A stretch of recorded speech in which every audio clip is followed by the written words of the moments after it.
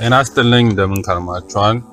እንግዲህ እንደተለመደው የዘወትር ፕሮግራማችንን እንጀምራለን። እንግዲህ እንደተለመደው በጸሎት እጀምራለሁ ፕሮግራሜን። እንግዲህ የኢትዮጵያ ኦርቶዶክስ ተዋሕዶ ክርስቲያኖች ህብረት ማህበር ወይ በተለያየ ስም ለመመስረትና ከሚመጡት ችግሮች ካሉት ችግሮች በጋራ እንዴት መፍትሄ መፍጠር እንችላለን። እንደሚታወቀው ቤተክርስቲያን ውስጥ ትልቅ ችግር አለ። እነዛ ችግር መፍታት የሚችለው እንዴት ነው በሚለው የምንወያይበት የዚህ የፌስቡክ መድረክ ነው። እንግዲህ አሁን በጸሎት ፕሮግራማችን እንጀምራለን። አባታችን ሆይ እንላለን። በስመ አብ ወወልድ ወመንፈስ ቅዱስ አባታችን ሆይ በሰማይ የምትኖር ስምህ ይቀደስ፣ መንግስትህ ትምጣ፣ ፈቃድህ በሰማይ እንደሆነች እንዲሁም በምድር ትሁን። የዕለት እንጀራችንን ስጠን ዛሬ፣ በደላችንን ይቅር በለን እኛም የበደሉንን ይቅር እንደምንል፣ አቤቱ ወደ ፈተና አታግባን ከክፉ አድነን እንጂ መንግስት ያንተ ናትና፣ ኃይል፣ ክብር፣ ምስጋና ለዘላለሙ አሜን። እመቤቴ ማርያም ሆይ በመልአኩ ቅዱስ ገብርኤል ሰላምታ ሰላም እልሻለሁ። በሐሳብሽ ድንግል ነሽ፣ በሥጋሽም ድንግል ነሽ። አሸናፊ እግዚአብሔር እናት ሆይ ሰላምታ ላንቺ ይገባሻል። ከሴቶች ሁሉ ተለይተሽ አንቺ የተባረክሽ ነሽ፣ የማኅፀንሽ ፍሬ የተባረከ ነው። ጸጋን የተሞላሽ ሆይ ደስ ይበልሽ፣ እግዚአብሔር ከአንቺ ጋር ነውና ከተወደደው ልጅሽ ከጌታችን ከመድኃኒታችን ከኢየሱስ ክርስቶስ ዘንድ ይቅርታና ምሕረትን ለምኝልን ኃጢአታችንን ያርሳልን ዘንድ ለዘላለሙ አሜን። አቤቱ ሀገራችን ኢትዮጵያን አስባት፣ ከአረማን አገዛዝ ነጻ አውጣት። ለሀገራችን ኢትዮጵያ አስተዋይ ልቦና ፈራ እግዚአብሔር ያደረበት መሪ ይስጥልን። ክርስቲያኖች እንዳይገፉ እንዳይቋጠሩባቸውን ጠብቅ። የታሰሩ መፈታትን፣ ለታመሙ ፈውስ፣ ለሕዝቡ ከስደት ሕዝቡን ከጥፋት ጠብቀን። ቤተክርስቲያናቱን ገዳሙን ጠብቅን። እንደኛ ብደን እኛ ክፋት ሳይሆን ሰማዕታት ብለህ ስለ ቅዱሳኑ ብለህ አስራት አድርገህ ሰጣስና ስለ ቅድስት ድንግል ማርያም ብለህ አቤቱ ሀገራችን ኢትዮጵያ በምሕረት በረድኤት ጎብኝልን። እኛ በድና ልቦና ውስጠን ፍቅሩን ጽናቱን አንድነት ውስጠን ከአረማውያን ጋር በርኩሰት አንድ ከመሆን አድነን። በጨለማ መንገድና የአባቶቻችን መንገድ ብርሃን አቤቱ ቸር ሰው ወዳጅና እንደ ቸርነትህ ይቅር በለን። አንድ አምላክ ሆኖ ለአብ ምስጋና ይገባል። አሜን። እንግዲህ ባለፈው እንደተነጋገርነው በዚህ በፍትህ መንፈሳዊ ሕግ ዙሪያ ነው የምንነጋገረው። እንግዲህ ባለፈው እንዳልነው ይሄ ፍትህ መንፈሳዊ የሚባለው ሕግ በፊት ለረጅም ዓመታት በኢትዮጵያ ውስጥ ለስራ ላይ ይውል ነበረ። ከዛ በኋላ እንግዲህ ፍትሐ ብሔር የሚባል ሕግ ወጥቷል በኃይለ ሥላሴ ጊዜ እና ግን ያ ፍትሐ ብሔር ሁሉንም የኢትዮጵያውያን በጋራ የሚዳኝ መሆኑ የሚታወቅ ነው። ግን ይሄ ፍትህ መንፈሳዊ ሕግ ግን በኢትዮጵያ ኦርቶዶክስ ክርስቲያኖች ላይ ስራ ላይ እንዳይውል ነው የተደረገው እና ይሄን በመደረጉ ምክንያት ይመስላል በቤተ ክርስቲያን ላይ ከፍተኛ ችግር እየደረሰ ያለው እና ፍትሐ ብሔሩ ለሁሉም የሚሰራ እንጂ ለአንድ ለብቻ የሚሰራ ለምሳሌ የእስልምና እምነት ተከታዮች ሕግ ወጥቶላቸዋል ማለት ወይም ያላቸው ሕግ የሸሪያ ሕግ በተግባር እንዲውል በመንግስት እውቅና ተሰጥቶት በሕግ እንዲቋቋም ተደርጎ በዛ ሃይማኖቱን በሚመሩ ሰዎች ወይም በዛ ውስጥ ባሉ ሰዎች በዛ ፍርድ ቤት የመዳኘት መብት አላቸው። ይሄ ብቻ አይደለም። ብዙ ጊዜ የሎ ተማሪዎች ማለት የሕግ ተማሪዎች ኮርስ ይወስዳሉ የዚህ የሸሪያን ሕግ ለዛም 2 ሴሚስተር ይመስለኛል ለዛ ሕግ ይሰጣል። የሕግ ትምህርቱ ውስጥ አለ ይካተታል። ምክንያቱም በሀገሪቱ ውስጥ በሕግ የተቋቋመ ስለሆነ ማለት ነው። በኢትዮጵያ ውስጥ ግን ለረጅም ዓመታት እንደተነጋገርነው ከ14ኛው ክፍለ ዘመን ጀምሮ ይሰራ የነበረ ሕግ ለክርስቲያኖች ብቻ ነው የሚሰራ የነበረው ለሌላ አይደለም። ግን ያው ንጉሠ ነገሥቱ በወቅቱ ክርስቲያኖች ስለነበሩ እነሱ ይጠቀሙበት ነበር ይህን ሕግ እና በእድሜ ጠገብም ሕግ ነው እና ይሄ ግን በትምህርት ቤትም አይሰጥም። እንዳልኩት ኃይለ ሥላሴ በተግባርም እንዳይውል አድርገውታል እና በዛ የተነሳ ቤተክርስቲያን ውስጥ ችግር ተፈጥሯል እና ልክ ለሌሎቹ መብት እንደተሰጠው ሁሉ አሁንም ቤተክርስቲያን ይሄ የፍትሐ ነገሥት ሕግ ከእንደገና በስራ ላይ እንዲውል ለቤተክርስቲያን ይሄ ፍትህ መንፈሳዊ ማለት ነው ለቤተክርስቲያን አገልግሎት ላይ እንዲውል ማድረግ ይኖርብናል። ይሄ ሲኖር ነው መፍትሄ መምጣት የሚችለው ለቤተክርስቲያኗት ለሚደርሰው ችግሮች፣ ማንኛውም ችግሮች፣ አለመግባባቶች፣ ግጭቶች የመሳሰሉት ነገሮች መፍትሄ ሊያገኝ የሚችለው እንደዚህ ሲሆን ነው በሚል ነው ባለፈው እንግዲህ የተነጋገርነው። በውስጡ የያዙትን ይዘቶች እያንዳንዱን ተነጋግረናል። አሁን በዋናነት አንቀጽ 16 ላይ ስለ ምጽዋት የሚናገረው ነው። እንዳልኳችሁ ይሄ ህግ በተግባር ላይ እንዳይውል ነው የተደረገው ብቻ ሳይሆን ክርስቲያኖች ራሱ ይሄ ህግ እንዳለ እንዳያውቁ ነው የተደረገው። በትምህርትም ቤትም በየትኛው መንገድ እንድናውቀው እንድንማረው አልተደረገም። ምክንያቱም እንደነዚህ ያለ ስለ ምጽዋት የሚናገሩ ህጎች ስላሉት ነው። ሰዎች አሁን እንደምናውቀው በቤተ ክርስቲያን ትልቁን ደረጃ ያላቸው ሰዎች ይሄን ህግ የሚፈሩበት ምክንያት አሰራራቸው ትክክለኛ ስላልሆነ እነሱን ስለሚገጽሳቸው ስለሚቃወማቸው በዛ በስጋዊ ፍላጎታቸው ብቻ ይህን ህግ ከማውጣት ከማስተማር በስራ ላይ እንዳይውል ተቆጥበዋል። ስለዚህ አንደኛው ምክንያቱ ይሄ ስለ ምጽዋት የሚናገረው ነው። እንደምናውቀው ብዙዎቻችን እንደምናውቀው ቤተክርስቲያን ሲባል ከሰዎች ገንዘብ እየሰበሰበች የምትገኝ ልክ እንደ ተመጽዋጭ ሆና ነው የምትታየው። ገንዘብ አምጡ ነው፣ ለዚህ ስራ ገንዘብ አምጡ ነው፣ ገንዘብ አምጡ ነው። ግን ቤተክርስቲያን መሆን ያለባት አንደኛው ትልቁ ስራው ከቤተክርስቲያን መንፈሳዊ አገልግሎት ውጪ በተጨማሪ ምጽዋት ለተቸገሩ ሰዎች ማድረግ ነው። በየትኛውም ቤተክርስቲያን አሁን ባለንበት ሁኔታ ይሄን በስርዓት ይዞ ምጽዋት የሚያደርግ የተቸገሩትን የሚቀበል አንድም ቤተክርስቲያን የለም። በግለሰብ ደረጃ እንኳን ሰዎች በራሳቸው ተነሳሽነት አዛውንቶቹን እየሰበሰቡ የተቸገሩትን እየሰበሰቡ በግል መኖሪያቸው ቤት እየሰበሰቡ ማስቀመጥ ከቻሉ አንድ ቤተክርስቲያንማ ይሄን ማድረግ ምን ያቅታታል? ለፍጹም አያቅታትም ይሄን ለማድረግ። ግን ቤትም ቦታ እንደዛ አይነት ስራ ሲሰራ አይታይም። ከዛ ይልቅ ከፊት ለፊት ሱቆችን እየደረደሩ ህንጻዎቹን እየገነቡ በክርስቲያኑ በተሰበሰበው ብር ማለት ነው እየተገነቡ ከማከራየት ውጪ ለዛ ገቢ ከመሰብሰብ ውጪ ያ የመጣውም ገቢ ደግሞ እንደምናውቀው በሚሊዮን በሚቆጠር ብክነት ውስጥ እንዲውል ሰዎች እንዲዘርፉ የፖለቲካ ሰዎች ደግሞ እንደ ወያኔዎቹ ደግሞ ገብተው የራሳቸውን ካድሬዎች ያስገብተው ለዘረፋ እንዲጋለጥ ነው ያደረጉት እንጂ ሌላ የሚሆን ነገር የለም ለሌብነት ካልሆነ በስተቀር። እና ይሄ ምንድነው ህግ ስለተጣሰ ነው።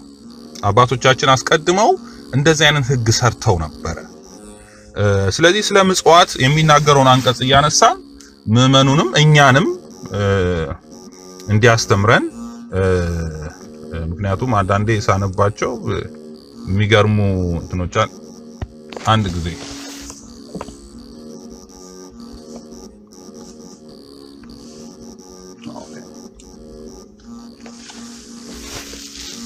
ይቅርታ ተመልሻለሁ እና እኛንም እንዲያስተምረን አንዳንዴ ሳነባቸው ለኔም አዲስ ናቸው እነዚህ ነገሮች የሚነበበው ህጎቹ ማለት ነው። ምክንያቱም አልተማርናቸው እና በሱ ላይ እንወያያለን ምን ያክል ጠቃሚ እንደሆነ። በተለይ ይሄ ህግ በተግባር ውሎ ቢሆን እውነት በጣም በጣም በጣም እንደ ሀገርም ህዝቡ ማህበረሰቡ ምን ያክል ጠንካራ ኮሚኒቲ ይኖረን እንደነበረ እንደ ቤተክርስቲያንም ጠንካራ የሆነ ማህበረሰብ ይኖረን እንደነበረ ማየት ይቻላል በተግባር ላይ ቢሆን። እንግዲህ ስለ ምጽዋት በመጀመሪያው የሚናገረው እንግዲህ አንቀጹ ከመጀመሪያ ጀምሮ እየጨመረ ነው የሚሄደው በእያንዳንዱ እንደ ቁጥር ምንድነው ምዕራፍ ይላል ከዛ አንቀጽ አለው ከዛ በኋላ ቁጥሩ ከመጀመሪያ ጀምሮ እየሄደ ነው። ስለዚህ ቁጥሩ የሚገኘው 605 ላይ ነው። እንግዲህ ያን እያነሳን እንወያያለን ማለት ነው የተወሰነውን ክፍል። ምጽዋት የሚናገረው አስደናቂ ንግግር ነው።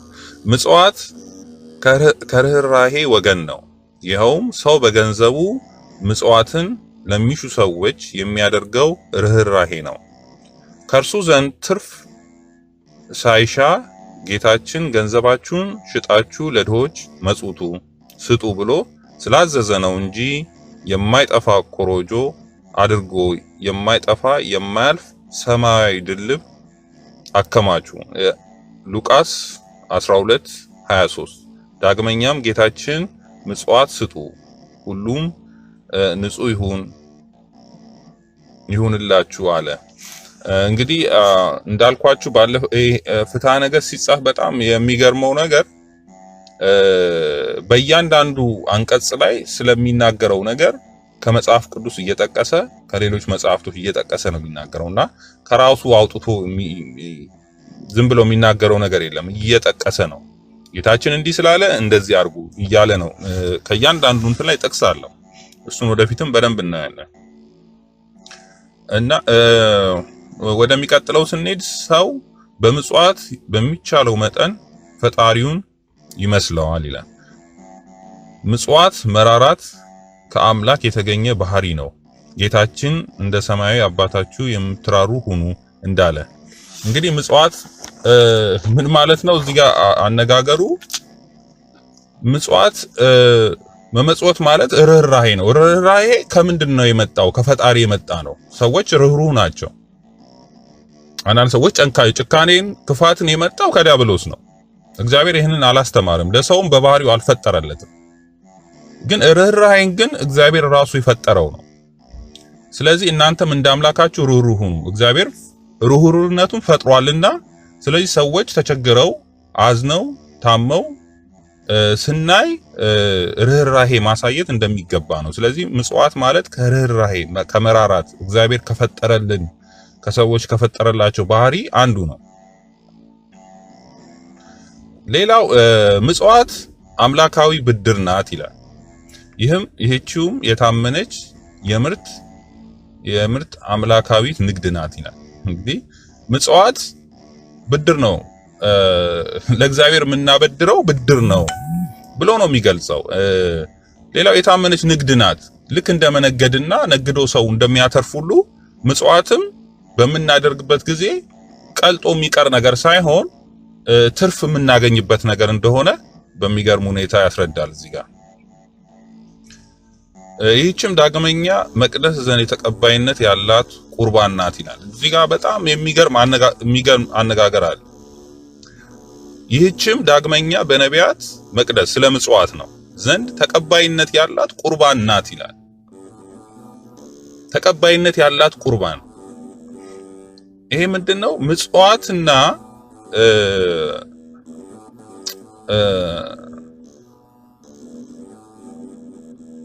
ከዛ በዛ ይቀጥና እግዚአብሔር ስለ አጠራሩ ከፍ ከፍ ይበልና ምጽዋት ያይደለ ምጽዋትን እሻለው ይላል። መስዋዕትን ያይደለ ምጽዋትን እሻለው። በመስዋዕትና በምጽዋት ያለው ልዩነት እናገር። መስዋዕት ማለት ለእግዚአብሔር የምናገባው መባ። በኦሪት ጊዜ የከብትም የእህልም የተለያዩ መስዋዕት ይደረግ ነበር። አሁን ደግሞ የተለያዩ መባዎችን ለቤተ ክርስቲያን እንሰጣለን። እነዛ ምን ይባላሉ?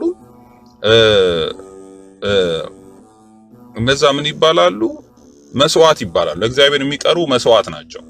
እንግዲህ እግዚአብሔር ከሁሉ የሚወደው ግን ምጽዋትን ነው። መስዋዕትን አይደለ ምጽዋትን እሻለው ይላል። ከኛ የሚሻው ከምንም በላይ ለምሳሌ ኃጢአተኛ መስዋዕት እግዚአብሔርን ታጸይፈዋለች ይላል። ምን ማለት ነው? ሰው በኃጢአት እያለ በበደል እያለ ሄዶ መስዋዕት ቢያቀርብ እግዚአብሔር ያን መስዋዕት አይቀበልለትም። ስለዚህ እዛን እስራኤል በበደሉበት ጊዜ ሆሴ ላይ የተናገረው ነው። ይሄ ምን ማለት ነው? ከናንተ ከምታቀርቡት መስዋዕት ይልቅ ምጽዋትን ነው ከናንተ ምንሽው ለድሆች ለተቸገሩ ሰው በምትወጸሙት ነው ለኔ ከፍተኛው ተቀባይነት ያለው ለማለት ነው። ስለዚህ ከመባ ከማቅረብ ይልቅ የበለጠ ምጽዋት መስጠት ይበልጣል ማለት ነው። ለድሆች መስጠት የበለጠ ነው። ያ እግዚአብሔርን የበለጠ ያስደስተዋል። ዳግመኛም ከእርሷ ጋር ጾም ተቀባይነት ያለው ይሆናል። ነቢያት እንደተናገሩት ይላል ኢሳይያስ 58 ከ6 እስከ 7 ነው። እንግዲህ ምንድነው ጾም ስንጾም ዝም ብለን መጾም የለብንም። ግዴታ መጽዋት ማድረግ አለብን። ይሄን የሚያስገነዝብ ነው። ያለ ምጽዋት ጾም ዝም ብሎ መጾም ምንም ማለት አይደለም። ስራ ሰራ ይባላል። ስለዚህ ብቻውን እግዚአብሔር አይቀበልም። የሰውን ወይም ጸሎትም ጾምም ያለ ምጽዋት ሊሆን አይችልም። ጸሎት ጸርሶ ከሷ ጋር ይቅር በላይ ያለ እርሷ ግን ድንግልናም አትጠቅምም። ለአምስቱ ሰነፎች ደናግናል እንደተጻፈ ማቴዎስ 25 11 12። እንግዲህ ሰው ፍጹም እንኳን ቢሆን ወይም ደናግል ቢሆን ንጽህናውን ቅድስናውን የጠበቀ ቢሆን ምጽዋት ባያደርግ ምንም ዋጋ የለውም። ደናግላን እንኳን መነኮሳት ደናግናል የሚላቸው መነኮሳት ራሳቸውን የጠበቁ ራሳቸውን የለዩ እንኳን ቢሆኑ ምጽዋት የማያደርጉ ከሆነ እንደ አምስቱ ሰነፎች ደናግላን በማቴዎስ ወንጌል 25 እና እስከ 1 እስከ 11 እስከ 12 እንደተጠቀሰው እንደዛ ይሆናሉ ነው የሚለው። እንግዲህ ምጽዋት ምን ያክል ወሳኝ እንደሆነ የሚናገርበት አንቀጽ ነው ይሄን የምናየው። እና አንዳንድ ከዚህ በፊት ሰምተናቸው ማናቃቸው ነገሮች ነው ወይም በስብከት ደረጃ ሰው ስላመነ ብቻ የሚጸድቅ ሳይሆን እንደዚህ አይነት ምግባሮች የምጽዋት ምግባሮች በጣም ወሳኝ እንደሆኑ ነው የምናየው። ይሄ በሌላው ደግሞ ቁጥር ላይ ምንም የሌለው ይጹም ይላል። ምንም የሌለው ሰው ይጹም ምሳውንም ግማሽ ለድሆች ይስጥ ይላል። ሰው ምንም እንኳን ባይኖረው ገንዘብ እንኳን ባይኖረው ምንም ሀብት እንኳን ባይኖረው ከሚበላው ላይ እንኳን ቀንሶ ምጽዋት ማድረግ አለበት። ይጹም። ለምሳሌ ምሳውን ይጹም ነው የሚለው እዚህ ጋር ምንድነው የሚለው? ይጹም ምሳውንም ግማሹን ለድሆች ይስጥ፣ ከምሳው ላይ ግማሹን ይስጥ። እና ምጽዋት ምን ያክል ወሳኝ መሆኗን ነው የሚያሳየው። እንግዲህ ምንም እንኳን ባይኖረው ከምሳው ግማሹን አውጥቶ ይስጥ፣ ትርፍ እንኳን ባይኖረው ማለት ነው። ልክ በወንጌል እንደተነገረው ክርስቶስ ያላትን አምጥታ እንደሰጠችው ሴት ማለት ነው። እና እሷ አብልጣ ሰጠች። ብዙዎቹ ካላቸው ላይ ነው የሰጡት፣ እሷ ግን ያላትን ነው የሰጠችው እንዳለ ሁሉ ማለት ነው። ዳግመኛም የታዘዘችው ምጽዋት ከሁለት ወገን ትከፈላለች። ምጽዋት በሁለት ትከፈላለች ይላል እዚህ ጋር። ከሚመጸውተው ሰው እጅ አንደኛው ከሚመጸውተው እጅ በስውርና በግልጽ ለተቸገሩ፣ ለተራቡ፣ ለተጠሙ፣ ለተራቆቱ፣ ለእንግዶች፣ ለሕሙማን፣ ለሕመምተኞች፣ ለታሰሩት፣ ለተሰደዱት ትከፈላለች። ክብር ምስጋና ይገባዋል። ጌታችን ምጽዋት በስውር ብቻ ይሁን፣ በስውር የሚያይ አባት ገልጦ ዋጋን ይሰጣል እንዳለ። ይሄ ምንድነው? ምጽዋት አንደኛው በሕግ ምንሰራው አለ። ምንድነው? በሕግ ከአስርቱ አንድ ለቤተ ክርስቲያን የምንሰጠው ማለት ነው። ይሄ ምጽዋት የምናረገው ግን በሕግ አይደለም፣ ግን በብዙም በስውር ማድረግ ምጽዋት አድርጌያለሁ ብሎ ሰዎች በግልጽ ሊናገሩት አይገባም፣ ወይም ለሰዎች ሊናገሩት አይገባም። በራሳቸው ነው ማድረግ ያለባቸው። ሕግ ግን የሚያዘው እሱ ግድ ነው። ሰው ቢያውቀውም ባያውቀውም ሕግ የሚያዛቸው ለምሳሌ ከ11 10 ስጡ ለቤተ ክርስቲያን ካለ እሱ መስጠት ነው። ለዛ ነው በሁለት የሚከፍላቸው። እዚህ ላይ እንደዚህ ይላል፣ በግልጽ ስለሚመጸወት ሰው ወደ ተሾመው ካህን የሚወስዳቸው ነው። ይኸውም አስራት፣ በኩራት፣ ስዕለትና ሐዋርያት እንደተናገሩት ይላል። እነዚህ ምንድናቸው? አስራት፣ በኩራት፣ ስዕለት የምንላቸው እነዚህ በግልጽ የሚሰጡ ናቸው። ምጽዋት ግን ሰው ከሰጠ በኋላ ምጽዋት ለከሌ እንዲያርግ ያለው ማለት አይችልም። በስውር የሚደረግ ነገር ነው።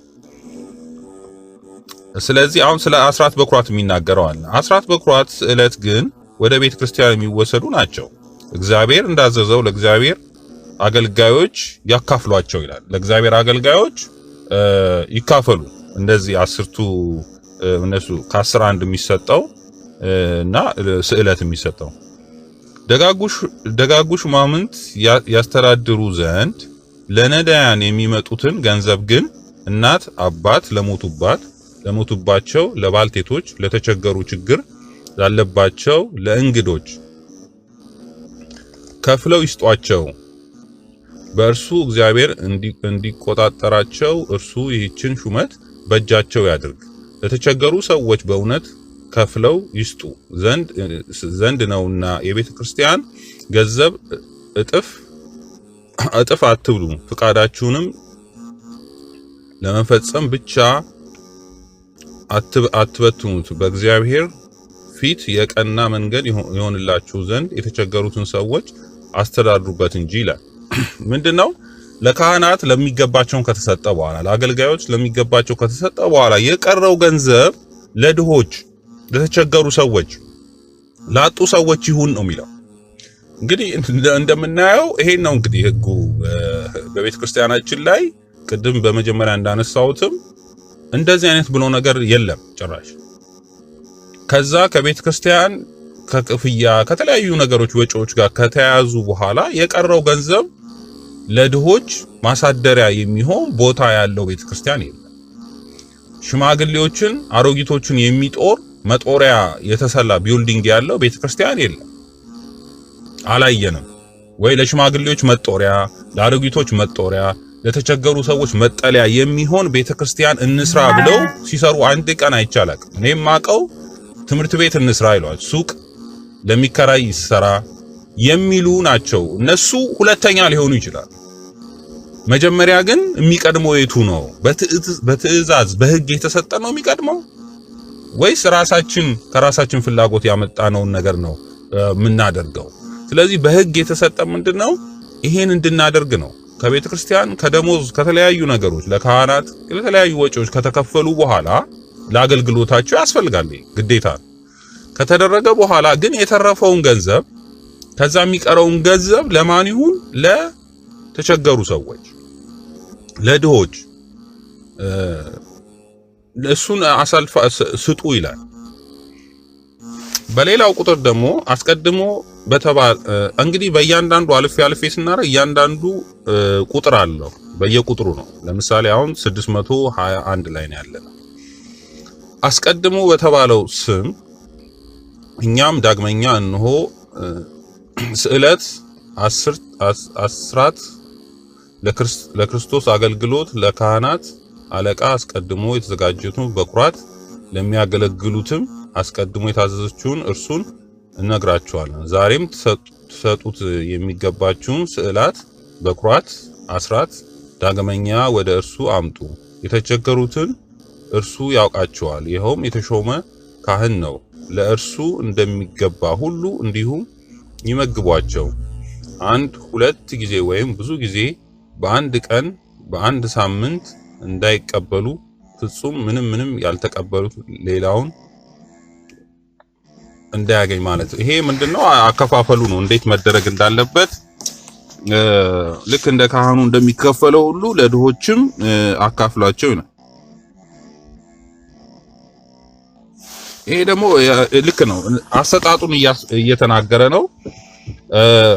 በረከት የሚመጸውት ሰው ራስ ላይ ነው ይላል ትኖራለች። ስለዚህ የምጽዋት ከሰው ወገን ለሰው ይገባልና ምንም ለሚሻት ሁሉ የምትገባ ብትሆን፣ ነገር ግን የፍቃድ ጭንቅ ላለው ሰው አስቀድሞ መስጠት ይገባል ይላል። ይሄ ምንድነው? አሰጣጡን ነው። መጀመሪያ መሰጠት ያለበት ቅድሚያ መሰጠት ያለበት በፍቃድ ጭንቅ ላለው ሰው ነው። ለተቸገረ ሰው አስቀድመ ስጥ ይላል። እንደ ሰማዕታት ላሉ ቀጥሎም ለካህናት ይላል። መጀመሪያ ቅድሚያ ለማን አለ? ለሰማዕታት። ለሰማዕታት ማለት በሃይማኖታቸው ሰማዕታት የሚባለው በሃይማኖታቸው ምክንያት ንብረታቸውን ቤታቸውን ያጡ የተሰደዱ የተቸገሩ ማለት ነው። ልክ አሁን በሶማሌ ክልል እንደሆነው ማለት ነው። በዛ በሃይማኖታቸው ምክንያት የተሰደዱ የተቸገሩ ይኖራሉ። እንደነሱ ያሉ ቅድሚያ ይሰጣቸዋል ለእርዳታ፣ እነሱን ለመርዳት ማለት ነው። ቀጥሎ ካህናት ይላል። ቀጥሎም ምዕመናን ለሁሉ ዘመዶች፣ ከዚያም ቀጥሎ ለምዕመናን ሁሉ፣ ቀጥሎ ላላመኑ ሁሉ ሐዋርያት እንዲሰጥ ላላመኑ ሁሉ እንዲሰጥ ይላል። መጀመሪያ ቅድሚያ የሚሰጠው ግን ለሰማዕታት፣ ከዛው ለካህናት፣ ከዛ ለምዕመናን፣ ከዛው ላላመኑ ሁሉ ክርስቲያን ላልሆኑ ሁሉ ምጽዋት ይገባል ይላል። ሌላው መበለቷ ራሷን መርዳት የማይችላት ከሆነ ድሃ አይደለችም ይላል። መበለቷ ራሷን መርዳት የሚቻላት ከሆነ ድሃ አይደለችም። ራሷን መርዳት የምትችል መበለት ማለት እንግዲህ አላገባች ብቻዋን የምትኖር ማለት ነው። መርዳት የምትችል ከሆነ ድሃ አይደለችም። በደዌ ምክንያት የተቸገረ ወይም ልጆቹን ለማሳደግ ባትችል ወይም በስጋዊ ኃይል ደካማ ቢሆን ስለዚህ ወደ እርሷ በበለጠ እጇን ይዘርጋ ይላል። ምንድን ማለት ነው? ይሄ እንግዲህ ማለት ቤተክርስቲያን ነው ይሄን የምታደርገው። ይሄ የምነግራችሁ ነገር በእያንዳንዳችን ሳይሆን ቤተክርስቲያን ራሷ እንደ ቤተክርስቲያን ማድረግ የሚገባትን ነው። እንግዲህ ለካህናት ደሞዝ ከተከፈለ በኋላ ከዛ በኋላ ምን መሆን ያለበት ለእንደዚህና ስለሚሰጡ ሰዎች ነው እየተናገረ ያለው። ስለዚህ መበለቶች ድሃዎች መስራት የሚችሉ ከሆነ የተቸገረች አይደለችም ይላል። ግን ደዌ ካላት ደካማ ከሆነች ብዙ ነገር ችግር ካለባት ግን ለሷ ቅድሚያ ይሰጥ ይላል። ቸርነትን ማወቅ ለድሆች ገንዘቡን የሚሰጡ ቢሆን ፍጹም ይሆናል። ይልቁንም ለሰማዕታት ገንዘብን የሚሰጥ ሰው እጅግ ፍጹም ይሆንላል ይላል። ይሄ እንግዲህ ሰማዕታት ምን ያክል ዋጋ እንዳላቸው ምናየው። ሰማዕታት ስንል ቅድም እንዳልነው በሃይማኖታቸው ምክንያት ንብረታቸው የተዘረፈ፣ ቤታቸው የተቃጠለ፣ የተሰደዱ ቤተሰቦች እናት አባቶቻቸው የሞቱባቸው። ለምሳሌ በጅማ ውስጥ ከተገደሉት አንዱ ካህን ምሳሌ ላንሳ። አንዱ ካህን ልጃቸው በከፍተኛ ደረጃ ታሞ ነበር እና የእግዚአብሔር ሰው የሆኑ ሰዎች ወስደው አዲስ አበባ ወስደው አሳክመው ጤናው እንዲመለስ አድርገዋል። እንደዚህ አይነት ስራዎች ማለት ነው። ይሄ ትልቅ በረከት ነው። ብዙዎቻችን አይተናል። በቪዲዮም በምንም በፒክቸርም የተገደሉ ካህን ነበሩ። የሚገርመው ግን ይሄን ማድረግ የነበረባቸው ግለሰቦች ናቸው ይሄን ያደረጉት። ግን ቤተክርስቲያን እንደ ቤተክርስቲያን ማድረግ ነበረባት። ቤተሰቦቻቸው የተወደቁ የት ናቸው ያሉት ብላ ቤተክርስቲያን ሰብስባ እነዚህ ልጆች በጣም ትንሽ ልጅ ነው የዛ አባት የሆነው ማለት ነውና ይሄ ህግ ግን ያዛል። በተለይ ይላል ሰማዕታት ለሆኑ ለሰማዕታት ገንዘብ የሚሰጥ ሰው እጅግ ፍጹም ይሆንለታል ይላል እና ትልቅ ዋጋ ያለው መሆኑን የሚያሳይ ነው። ከምዕመናን ውስጥ ባልቴቶች ቢኖሩ ይርዷቸው፣ የቤተክርስቲያናችንም እንዳይሆኑ ነገር ግን በእርግጥ ባልቴቶች የሆኑ መርዳት ለቤተ ክርስቲያን ይበቃታል ይላል። ምንድነው እዚህ ጋር የሚለው? ባልቴቶች ካሉ ለምሳሌ በአካባቢያችሁ በህዝቡ በምዕመናን ዘንድ ባልቴቶች ካሉ ይርዷቸው። ማንም ሰው መርዳት አለበት። የበለጠ ግን እዛ ላይ መርዳት እንኳን ባይቻል ግን ቤተክርስቲያን ትርዳቸው ይላል ሰብስባ። ልክ አሁን ሽማግሌዎችን እንደሚቀበለው እንደ መቄዶንያ ማለት ነው። እንደነዛ አይነት ድርጅት ቤተክርስቲያን ሊኖራት ያስፈልጋል። ዋናው ነጥብ እዚህ ጋር ይሄ ነው። ቤተክርስቲያን ሽማግሌዎችን ማለት አቅመ ደካሞችን መርዳት ይኖርባታል። ለምንድን ነው በየቤተክርስቲያኑ ገንብተው ሽማግሌዎችን የሚጠጋባ ማድረግ ያልቻልነው እስካሁን ድረስ? እና ይሄ ግን የእግዚአብሔር ትእዛዝ ነው። የሃይማኖታችን የቤተክርስቲያናችን ህግ የሚለው ይሄንን ነው። ለዚህ ነው እንደዚህ አይነት ህጎች ስጋዊ ያለ ሆኑ የራሳቸውን ጥቅም ሊያሳድዱ የሚፈልጉ ሰዎች አውጥተው አይናገሩትም። እኛ ምዕመናን ለመጽደቅ የምናስብ ክርስቲያኖች ይሄንን በግድ ካላልን፣ ህጉ በተግባር ላይ እንዲውል ካላልን በስተቀር እነሱ በራሳቸው ፍቃድ ይሄንን የሚያመጡት አይመስለንም። እና ምዕመናን ይሄንን እንደ ቤተክርስቲያን ህግ አላት፣ በቤተክርስቲያናችን መዳኘት፣ መነጋገር፣ መስራት ይኖርብናል ብለን ሁላችንም ማንሳት የሚገባን ነገር ነው። ዳግመኛም ዘመዶች ያሉት አንድ ሰው ቢኖር ይልቁንም ከሃይማኖቱ ሰዎች ውስጥ ቢሆኑ ሊረዱ የሚገባቸውን ገንዘብ ባይተጋ እንደው ሃይማኖቱን ካደ ነው ይላል። ለምሳሌ በቤተሰብ ያለው ለምሳሌ እናትና አባቱ ያረጁ የደከሙ ከሆኑ ያ ልጅ ቤተሰቡን የማይረዳ ከሆነ ሃይማኖቱን እንደ መካድ ነው ይላል። ቤተሰብ በግድ መረዳት ይኖርበታል እና የማይረዳ ከሆነ ምን ይላል? እንደ ካደ ሃይማኖቱ እንደ ካደ ሰው ነው። እንግዲህ ምን ያክል ምግባር ዋጋ እንዳለው፣ ምጽዋት ምን ያክል ዋጋ እንዳለው ያንን ማንፈጽም ከሆነ በተለይ ያሳደጉን ወላጆቻችንን የማንጦር ከሆነ ተቸግረው የሚኖሩ ከሆነ ማንል ከሆነ ሃይማኖትን እንደመካድ ነው ይላል። ከማያምኑ ሰዎች እርሱ ይከፋል። ካላመኑ ሰዎች የከፋ ነው። እንደዚህ አይነቱ ሰው እንደዚህ ቤተሰቡን የማይረዳ በተቸገሩት እናትና አባቱን ወይም ሌሎች ዘመዶቹን የማይረዳ ተቸግረው እያየ የማይረዳ ከሆነ ከማያምን ሰው የከፋ ነው ይላል። እንዳልኳችሁ በእያንዳንዱ እንትን አንቀጽ አለው ማለት ከመጽሐፍ ቅዱስ ይጠቅሳል። አንደኛ ጢሞቴዎስ 5:8 ይላል። በእያንዳንዱ ይጠቅሳል። ዝም ብሎ የተጻፈ አይደለም። ከመጽሐፍ ቅዱስ እየጠቀሰ ነው ማለት ነው።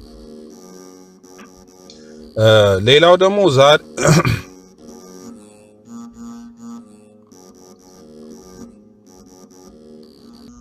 ለሰው ሁሉ በጎ እናድርግ እንስራ፣ ይልቁንም ለሃይማኖት ሰው፣ ምጽዋት ግን ለተቸገሩ ሰው ሁሉ ይገባል። አማንያንም ቢሆን ከሃዲያንም ቢሆን ደግም ቢሆን ክፉም ቢሆን ጌታችን ለለመነ ሁሉ ስጡ ብሎ እንደተናገረ ማቴዎስ 5:42። እንግዲህ የሚያሳየው ለማንም ሰው ቢሆን መጽዋዕትን ከማድረግ ወደ ኋላ እንዳትሉ፣ ያመነም ቢሆን ያላመነም ቢሆን ክፉም ቢሆን ደግም ቢሆን ሁሉም ቢሆን በየትኛው ማየት መንገድ ሰዎችን መርዳት ይገባል ብሎ እንደተናገረ ያንዱን ሰው ምክንያቱም ለምንድን ነው ይሄን የሚልበት ምክንያት ቅድም ከመጀመሪያው አንቀጽ ስለ ምጽዋት ላይ ሲናገር ምጽዋት ማለት ይላል በእግዚአብሔር መሆን ነው። እግዚአብሔር የሰጠን ከባህሪው የሰጠን አንዱ ምጽዋትን ነው። ምጽዋት ማለት ወይ ደግነትን፣ ርህራሄን ነው። እግዚአብሔር ደግሞ ርህሩህና ደግ ስለሆነ ለኃጢአተኛውም ለበጎም ሰው እኩል ዝናብ ያዘንባል። ለዛ ነው ከዛ ባህሪ የተነሳ ነው መጽዋት የምናደርገው። ስለዚህ ክፉ ነው ደግ ነው ያመነ ነው ያላመነ ነው ሳንል ነው ምጽዋትን መስጠት ያለንበት። ይሄን ነው የሚለው የአንዱ ሰው ተስፋ እንኳን አታሳጡ፣ ለማንም ሰው አታሳጡ። በደጋጎችና በአመፀኞች ላይ ዝናብ እንደሚያዘንብላቸው እንደ ሰማያዊ አባታችሁ ፍጹማን ሁኑ ይላል ማቴዎስ 5:48። ልክ እንደ ሰማይ ይሄው እዚህ ጋር ጠቅሶታል። እንደ ሰማዩ አባታችሁ ዝናብ ለሁሉም እንደሚያዘንብ ለክፉም ለደጉም እንደሚያዘንብ ሁሉ እናንተም በዛ ከእግዚአብሔር ባገኘው ርህራሄ አማካኝነት ምጽዋትን ስትሰጡ ለማንኛውም ሰው ለቸገረ ሰው ለሲጠይቅ ራበኝ ጠማኝ ላላችሁ ሰው ሁሉ ስጡ ነው የሚለው። ሌላው የክርስቶስ ቤተሰብ ባይሆኑም የክርስቶስ ቤተሰብ ባይሆኑም ለተቸገሩ ሰዎች ስጧቸው። ለዚህም ምጽዋት ሊሰጡባቸው የሚገቡ ጊዜያቶች በአንዱ ጊዜ በምጽዋት መጠበቅ ይገባል ይላል። ጊዜያቶችም አሉ። ጊዜያቶቹን ያነሳቸዋል ወደ በኋላ። ምጽዋት የምንሰጥበት ጊዜ ያስፈልጋል። እንግዲህ ምጽዋት ሲሰጥ ዝም ብለው እንዳገኘን አሁን በአብዛኛው የተለመደው በመንገድ ላይ ሲለምኑ ሳይ ድንገት አውጥተን ነው የምንሰጠው። አንዳንዴ ካጠገባችን ዞር እንዲል ወይም አካሉ በጣም የተጎዳ ከሆነ ዝም ብለን ነው የምንሰጠው። አንዳንድ ካጠገባችን ዞር እንዲሉ ብቻ ነው የምናደርገው። ግን ያ አይደለም መሆን ያለበት። በስነ ስርዓት ጊዜ ወስደን ፕሮግራም ይዘን ይሄን ምጽዋት ማድረግ አለብኝ ብለን አስበን አጠራቅበን ለምጽዋት ነው መሄድ ያለብን እና ጊዜ ወስደን ነው እንጂ ዝም ብለን እንዳገኘን አይደለም። ወይም ሳንቲም አውጥተን ከኪሳችን የምንሰጠው ሳይሆን አስበን ለምጽዋት ብለን አዘጋጅተን ለዛ ምጽዋት ማድረግ ይኖርብናል ማለት ነው። ዘወትር ለመስጠት የምትገባ ብትሆን ይላል። ሁሉ ጊዜ ይሄን ቆም በደንብ ላንብበው። ዘወትር ለመስጠት የምትገባ ብትሆን የተለያዩ ጊዜዎችን ግን እሁድ፣ በዓላት፣ ቀኖች ናቸው ይላል።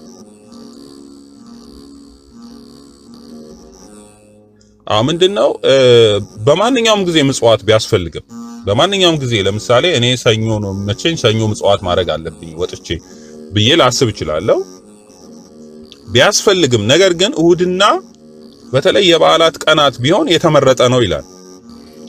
በፈጣሪያችሁ በእግዚአብሔር ፊት ባዶ እጃችሁን ሆናችሁ አትሂዱ ብሎ እግዚአብሔር በኦሪት ስለተናገረ ከናንተ ወገን ሰው ሁሉ እግዚአብሔር ከሰጠው ገንዘብ እንደተቻለው መጠን ይውሰድ እንጂ ፈጣሪያችሁ እግዚአብሔር ይባርክቱላችኋል።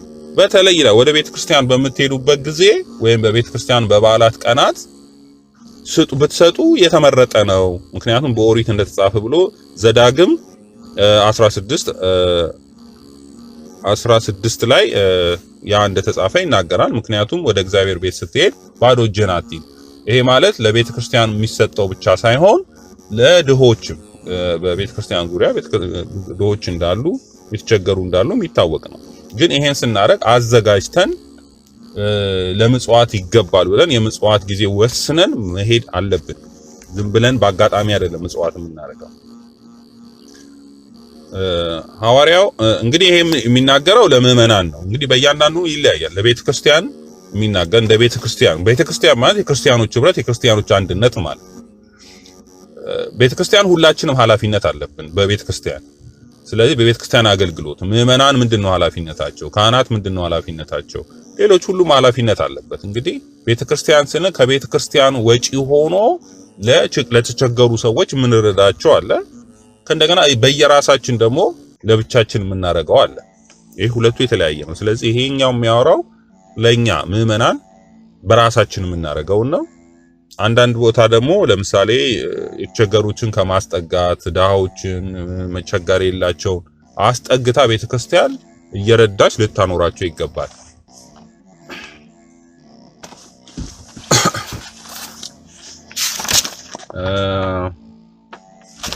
እንግዲህ ይሄን ያክል ከተነጋገርን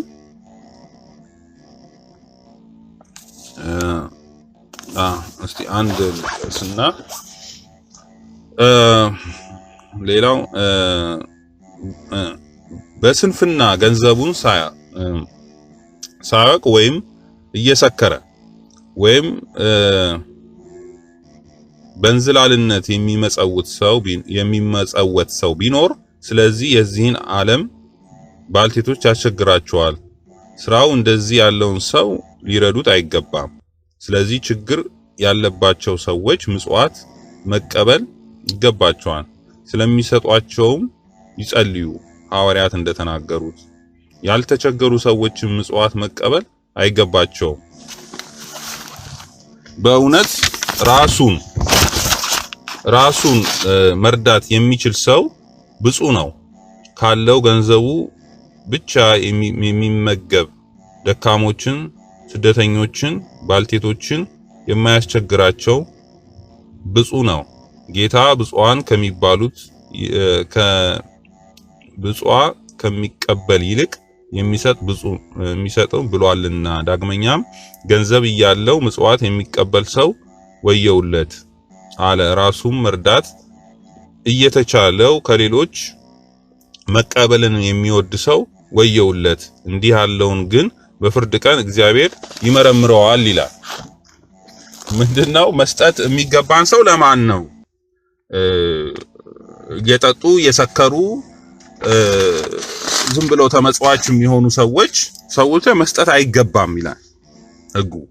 መስጠት አይገባም ለእንደዚህ ያለ ሰዎች። መስጠት የሚገባውስ ለተቸገሩ ሰዎች ነው። ገንዘብም እያለው ወይም መስራት እየቻለ ሙሉ አቅም እያለው መጽዋት መሞጸት የለበትም፣ መጠየቅ የለበትም። ስለዚህ እንደዚህ አይነቱን ሰው እግዚአብሔር ይመረምረዋል ይላል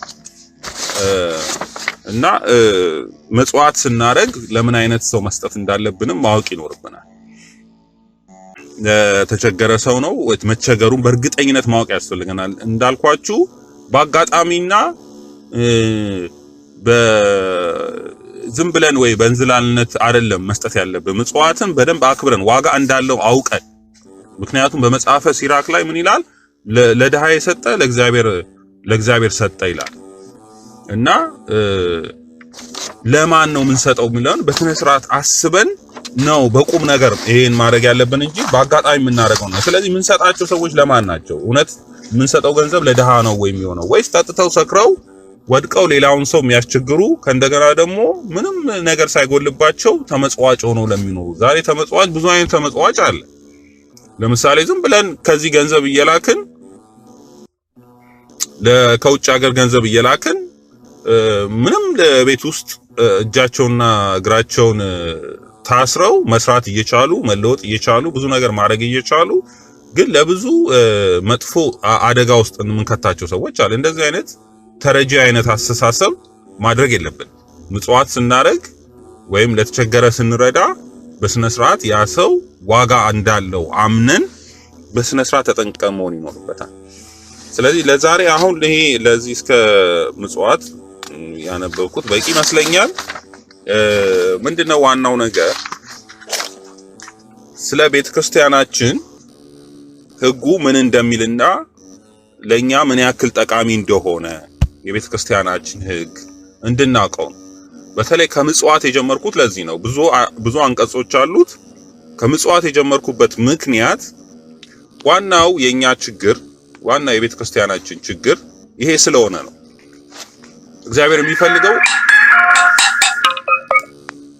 እግዚአብሔር ከኛ የሚፈልገው ዋናው ነገር ምጽዋትን ስለሆነ፣ ደግነትን ስለሆነ፣ ርህራሄን ስለሆነ ይሄንን ካጣን ወደ ሌላ ነገር ምንም አይነት ነገር ብንጠይቅ እንዳልኳችሁ ጸሎት እንኳን ብናረግ ጾምንም ብጾም ራሳችንን የጠበቀ ንጹሃን ብንሆን ደናግላን እንኳን ብንሆን በንጽህና እግዚአብሔር የጠበቅን ብንሆን እንኳን ያለ ምጽዋት ምንም ዋጋ እንደሌለው የሚያሳይ።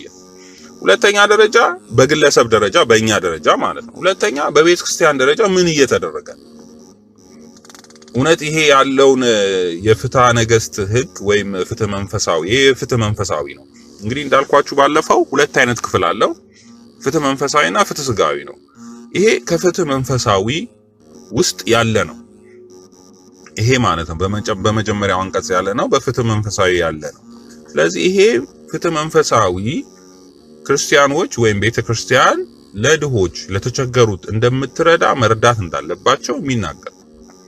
እንግዲህ ቤተክርስቲያን ስንል በውስጡ ያሉ ኃላፊነቶች አሉ። ምዕመናን የራሳቸው ኃላፊነት አለባቸው። የቤተክርስቲያን ንብረት መጠበቅ ያለበት በምዕመናን ነው። እሱን አሁን ኃላፊነት በተለይ ስለ ገንዘብ ንብረት አያያዝ በሚነገርበት አንቀጽ ላይ እንወያያለን። ገንዘብ የቤተክርስቲያን ንብረት መቀመጥ ያለበት መያዝ ያለባቸው ምዕመናን ናቸው። ቃለ ዓዋዲው የሚለው ይሄን ነው። ቃለ ዓዋዲ የሚያስፈልገው የሐዋርያት ሥራ ምዕራፍ 6 ላይ የቤተክርስቲያን ንብረት መያዝ ያለበት በምዕመናን ነው። ሐዋርያት ያሉት ለዛው እኛ የመንፈሳዊውን ስራ እንጂ የስጋውን ስራ ልንሰራ አይገባም። ምክንያቱም ገንዘብ መያዝ፣ ገንዘብ ማውጣት፣ ገንዘብ ጋር የተያያዙ ነገሮች ማንኛውም ነገሮች ስጋዊ ስራ ስለሆኑ እነዚህ ስራዎች መከናወን ያለባቸው በምዕመናን ነው። እኛ መንፈሳዊውን ስራ ነው የምንሰራው ብለው ነው። በዛ መሰረት ነው ቃለ ዓዋዲው እንግዲህ ፍትሐ ነገሥቱ የሚያዘው ቤተክርስቲያን ንብረት መቀመጥ ያለበት መያዝ ያለበት በምዕመናን፣ ካህናቶቹ ማወቅ አለባቸው፣ ኤጲስቆጶሱ ማወቅ አለበት ይላል። ኤጲስቆጶሱ ለስራ የሚያስፈልገውን ስራ ከቤተክርስቲያን ገንዘብ እየወሰደ እንዲሁ ለስራ አገልግሎት እንዲጠቀም ያዛል። ምን መጠቀም እንዳለበት፣ ለምን መስራት እንዳለበት ከሚያዘው አንዱ ይሄ የምጽዋት አገልግሎት። ቤተክርስቲያን ውስጥ የምጽዋት አገልግሎት ያስፈልጋል። የዛን ክፍል ማቋቋም ያስፈልጋል። ከዚህ በፊት እንደተናገርኩት ለምሳሌ አሁን ወደ ስራ ከመጣን ቤተክርስቲያን ሰንበት ትምህርት ቤት አለ አይደል? በሰንበት ትምህርት ቤት ውስጥ የምጽዋት ወይም የበጎ አድራጎት ስራ ክፍል ማቋቋም ይችላል። ሰንበት ተማሪዎች በዛ ውስጥ በበጎ ስራ እግዚአብሔር ያዘዛቸው ህጎች አሉ። የርህራሄ መሰረቶች ናቸው እነዚህ። ብራብ አላበላችሁኝም፣ ብጠማ አላጠጣችሁኝም፣ ብታረዝ አላለበሳችሁኝም፣ ብታሰር አልጠየቃችሁኝም፣ ብታመም አልጠየቃችሁኝም የሚለው ህጎች እነዚህ ከርህራሄ ለሰው ልጅ ከመራራት እግዚአብሔር ለኛ ከሰጠን ለኛ እንድናደርግ ከሰጠን ስራ ውስጥ አንዱ ነው። ሰይጣን የራሱን ክፋት አስተማረው እንዳመጣ ሁሉ እግዚአብሔር ደግሞ በባህሪያችን እኛን ሲፈጥረን ርህራሄ ፈጥሮልናል። ይሄንን ነገር እንድናደርግ ነው። ስለዚህ ሰንበት ትምህርት ቤቶች የበጎ አድራጎት ክፍል አቋቁመው እነዚህን ስራዎች ማከናወን ይችላሉ በውስጣቸው ማለት ነው። ለምሳሌ በአካባቢያቸው አንድ ሆስፒታል ቢኖር ዛሬ ሰንበት ነው፣ በዚህ ፕሮግራም አለን በሽተኞችን የመጠየቅ ስለዚህ ዛሬ እንሄዳለን፣ በዚህ የምትተባበሩ ምዕመናን ካላችሁ አብረን መሄድ እንችላለን ብለው ፕሮግራም አዘጋጅተው ምዕመናኑን ይዘው ሄደው በሽተኞችን በዛ ሆስፒታል አጽናንተው ጠይቀው መመለስ ይችላል። ሁለተኛው የታሰሩ ካሉ በእስር ቤት ያሉ እነሱ መጠየቅ ይገባል። ለምሳሌ ስለ ኤጲስቆጶስ በሚናገረው አንቀጽ ላይ መስራት ከሚገባው አንዱ ምንድነው? ኤጲስቆጶሱ ማንኛውም ምዕመን ክርስቲያን ሲታሰር ሄዶ መጠየቅ እንዳለበት ግዴታው ይናገራል። ሄዶ መጠየቅ አለበት። ሄዶ ጠይቆ የዋስ የሚያስፈልገው ከሆነ ዋስ ይፈልግለት ይላል። ዋስ ፈልጎ ያስፈታው። ወንጀሉ ከባድ ከሆነ ወንጀል ሰርቶ እኮ ነው፣ ዝም ብሎ አይደለም። ወንጀል ሰርቶ እንኳን ከሄደ መጠየቅ ግዴታ አለበት። በዋስ የሚያስፈታው ከሆነ ዋስ ይፈልግለት ከምዕመናን ይላል። በዋስ የማያስፈታው ከሆነ ግን ለዛ ለታሰረው ሰው ቀለቡን ልብሱን ይቻልለት ይላል። እኛ አሁን እየሆነ ያለው ግን እንኳን አይደለም በራሱ ጥፋት ወይ በወንጀልም ይሁን በተለያዩ ምክንያት እስር ቤት የገባ ሰው ቀርቶ ለሃይማኖታቸው ብለው የታሰሩትን እንኳን ኤጲስቆጶሱ ጳጳሳቶቹ ሄደው አልጠየቁም። ቤተክርስቲያን ለሃይማኖታቸው ሲከራከሩ ለሃይማኖታቸው ሲሟገቱ የነበሩት የዋልድባ መነኮሳት ማንም ሄዶ አልጠየቃቸው። ኤጲስቆጶሱም ሄደው አልጠየቃቸው። ይሄን ያክል እንግዲህ የወረደ ከህጋችን የወጣ የት ውስጥ እንዳለን እንድናውቅ ህጉን የማነብበት ምክንያት የት እንዳለንና ምን እየሰራን እንዳልሆነ ፍጹም ከሃይማኖት ህግጋት ከእግዚአብሔር ከሚያዘው ህግጋት ወተን ዝም ብለን በልማድና በግምት እየሄድን እንደሆነ ለማስረዳት ነው። እና ሰንበት ተማሪዎች ይሄን አሬንጅ ማድረግ ይችላል። ሰንበት ትምህርት ቤት ዝም ብሎ መዘመር ከሆነ መዘመር አያጸድቅም። መዘመር ማለት ምስጋና፣ ቅድም እንዳልኳችሁ ከመስዋዕት ይልቅ መታዘዝ ይበልጣል። መዝሙር፣ እነዚህ መስዋዕት የሚባሉት መዝሙር መስዋዕት ነው፣ ጸሎት መስዋዕት ነው። እነዚህ መስዋዕቶች ናቸው። መስዋዕቶቹ ግን ከመስዋዕት ግን ምን ይፈልጋል? ምጽዋት ይፈልጋል። እግዚአብሔር ከሰዎች ርህራሄን ይፈልጋል። ርህራሄ ደግሞ መገለጫው ሰውን መርዳት ስንችል ነው። ስለዚህ ይሄን ነው እግዚአብሔር የሚፈልገው። በህጉም የታዘዝነው ይሄንን ነው። ስለዚህ ሰንበት ተማሪዎች ዝም ብለው ቢዘምሩ ምንም ዋጋ የለውም። ምንም የሚፈጥረው ነገር ጽድቅ አይደለም። ጽድቅ ማለት ህግ መፈጸም ነው። ስለዚህ ሰንበት ተማሪዎች በስነ ስርዓት ፕሮግራም አዘጋጅተው የታሰሩ በሽተኞችን ሄደው መጎብኘት መጠየቅ ያስፈልጋል። ከዚህ በፊት ሐዋሳ ውስጥ የነበረውን ሁኔታን ተናግሬያለሁ። እስር ቤት ውስጥ ምን ያክል ክርስቲያኖች ይቸገሩ እንደነበረ፣ ብዙ እንኳን ልብስ እንደሌላቸው፣ ሳሙና እንደሌላቸው፣ በጣም ምግብ አይተው ስጋ እንኳን አይተው ማያውቁ እስረኞች እንደነበሩ በአንድ ወቅት ክርስቲያኖች ተሰብስበው ሄደው እንደጠየቋቸው ከዚህ በፊት ተናግሬያለሁ። እና እንደዚህ አይነት ችግሮች ስላሉ በአጥቢያችን ያሉ እስር ቤቶች እያንዳንዱ ቤተክርስቲያን እየሄድን ሰንበት ተማሪዎች ፕሮግራም አድርገን ሄደን መጠየቅ እንችላለን። ሌላው ምንድነው? የደካሞችን አቅመ ደካሞችን አንደኛው ሲጀመር ቤተክርስቲያን እንደዚህ አይነት ኢንስቲትዩት ያስፈልጋል። ከጎኗ ከቤተክርስቲያን ጎን አንድ ህንጻ ለድሆችን የአቅመ ደካሞችን የምንሰበስበት አንድ ግለሰብ እያደረገ አይደል እንዴ ብቻው ከሰዎች እርዳታ እየጠየቀ ቤተክርስቲያንም እኮ መጠየቅ ነው እርዳታ። እንደ ቤተክርስቲያን ኢንስቲትዩት አቋቁማ ትምህርት ቤት ህንጻ ምናምን እያሉ ሱቅ እያሉ ከሚሉ ለተቸገሩ መጠጊያ መሆን ብትችል ኖሮ ይሄ ሁሉ ነገር አይመጣም። እንዳልኳቸው አሁን የሶማሌ ውስጥ ቤተክርስቲያን ተቃጥለዋል። 7 ቤተክርስቲያን ከሰባቱ ቤተክርስቲያን ውስጥ እውነትን እንነጋገር ከተባለ አንዳንዴ እኮ እግዚአብሔር አሳልፎ አይሰጥም። እግዚአብሔር እውነተኛ እዛ ቦታ ላይ ጽድቅ ቢሰራ ማንም አሳልፎ አይሰጥም። አንዱ ቤተክርስቲያን በአብዛኛው መደዳው ሱቆች ነበሩት። ሱቆቹን እያከራየ ነው ቤተክርስቲያኑ የሚተዳደር። ግን እዛ ቤተክርስቲያን ውስጥ ክሊኒክ ቢኖር ኖሮ ድሃዎችን የተቸገሩትን የሚረዳ ቤት ህንጻ ቢሆን ኖሮ እዛ ያለው አህዛቦች መተው ለማፍረስም አይፈልጉም ነበር። ቤተክርስቲያኑን አይደለም ይጠብቁት ነበር።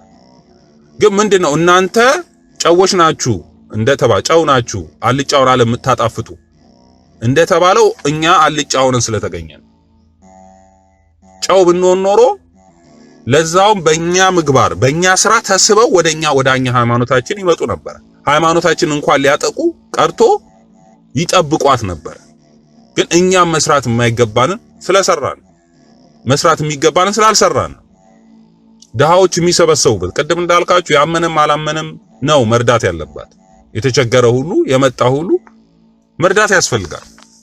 የምትረዳ ብትሆን እንዳልኳችሁ አቅመ ደካሞቹን ሰብስባ ጉልበት የደከማቸው ምትረዳ ቢሆን ኖሮ ትንንሽ ክሊኒኮች ቢኖሩ ኖሮ ሕክምና የሚሰጥበት ቢኖር ኖሮ ቤተክርስቲያን ውስጥ የታመሙትን ይሄ ነገር ቢሆን ኖሮ ይሄን አደጋ አይፈጽሙም ነበር እነዚህ ሰዎች ወይም ይሄን አደጋ እንዲፈጽሙ የሚያነሳሱትን ሰዎች አይቀበሏቸውም ነበር ህዝቡ ያባረራቸው ነበር ህዝቡ ይታገላቸው ነበር ቤተክርስቲያናችን አትንኩብን የድሆች መጠጊያ ሆነችን የተቸገሩት ስንቸገር ምትረዳንን ስንታመም ሕክምና ምትሰጠንን ቤተክርስቲያንን አትንኩብን ብለው ህዝቡ ይቃወማቸው ነበር